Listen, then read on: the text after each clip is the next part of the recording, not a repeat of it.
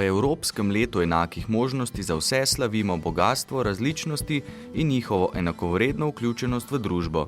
Radi bi spodbudili tiste, ki se različnosti boje, ki jim drugačnost zbuja nelagodje in s tem marsikdaj tudi nestrpnost in neobčutljivost, da bi se zavedli, da niti dva lista na istem drevesu nista povsem enaka. Narava prekipeva od čaščenja različnosti, posebnosti, enkratnosti. Srečo prinaša le štiriperesna deteljica, ker je drugačna in kot taka razveseljujoča redkost. Želimo si, da bi se vsake drugačnosti razveselili tako kot štiriperesne deteljice. Žal se ljudje počutimo bolj varne med vzorci, ki se ponavljajo. Najživljenjske zgodbe ljudi, ki so se morali soočiti s svojimi primanjkljaji, oviranostjo, omejitvami, pripomorejo k temu, da bi se znal vsakdo izmed nas ozreti okrog sebe s sproščenim pogledom in občutljivostjo za lastno in tujo drugačnost, izjemnost, dragocenost.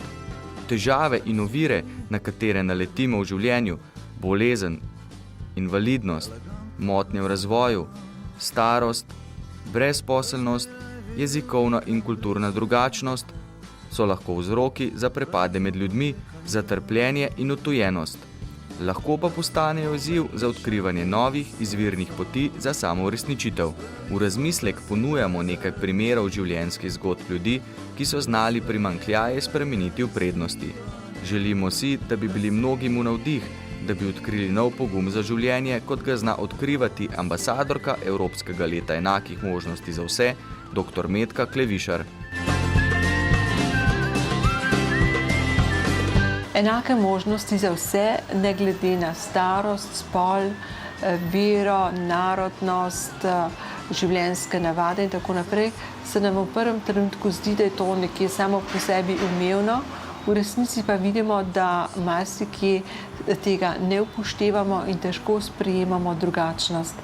Letos je Evropsko leto enakih možnosti in morda bo to tudi priložnost, da o tem več govorimo in da mogoče na kakšnem področju tudi vsaj malo izboljšamo.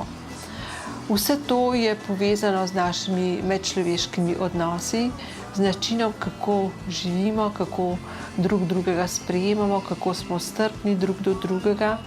In v bistvu gre za nekaj, kar traja celo življenje. Učenje zato traja praktično od takrat, ko se rodimo, pa tja do visoke starosti.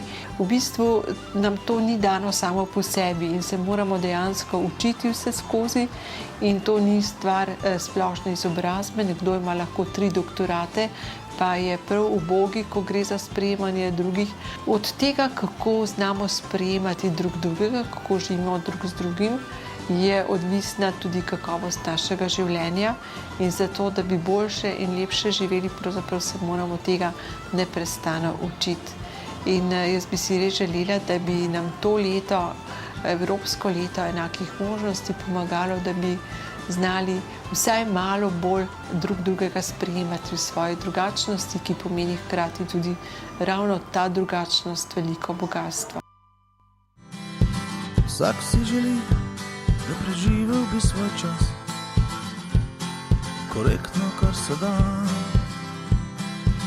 Čim več stoji ubrano in na glas, z nasmehom vse za dva.